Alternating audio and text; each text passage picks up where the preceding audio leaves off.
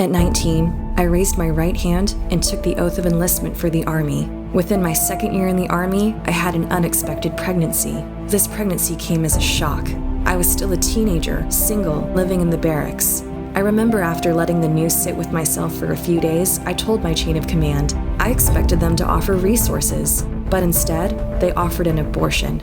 He told me how the pregnancy was early, how easy and painless it would be. There were hush-hush programs within the Army that offered to pay for abortions. They told me they would reimburse 100% of the cost of the abortion and any medical expenses that came with it. There was a Planned Parenthood not too far away. I made an appointment with his guidance, and he even offered to bring me to my appointment. The day of my appointment came, and I walked out. I told the nurse I had to use the bathroom, and I ran to my car. I couldn't do it. I couldn't get an abortion. I called the baby's father, who was also in the Army, and told him I couldn't get an abortion. He simply responded, "Let's get married. Let's raise this child. We can do it." So the next day, we went to the courthouse and got married. When I went back to work and told my first line that I planned on raising the baby, he was mad. The next day, I was pulled into a room at work. It was me, my first line, and my first line's boss. A grown man got in my face and yelled at me for getting pregnant, for not using protection, and for getting married. I held a military bearing and stood there at the position of attention, speechless. Unfortunately, at 12 weeks, I had a miscarriage. I was completely devastated. My supervisors pulled me aside again and called my miscarriage and pregnancy an unconstitutional medical crisis, and then asked what form of birth control I'd be using.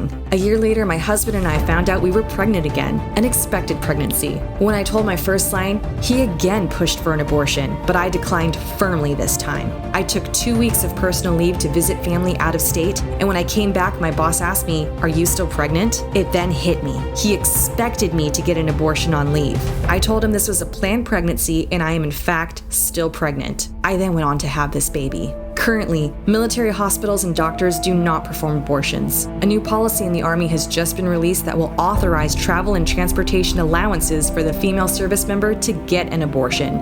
They will be granted convalescent leave and will continue to be paid. Military spouses may also qualify for this type of leave. Although the Army won't cover the costs for the abortion itself, there are programs and charities within the Army that will, such as Service Women's Action Network serving those who serve. These programs are not government funded. So between the easy access to leave, paid travel expenses, and the programs that pay for female service members' abortions, getting an abortion in the Army has never been more easy and affordable for female service members.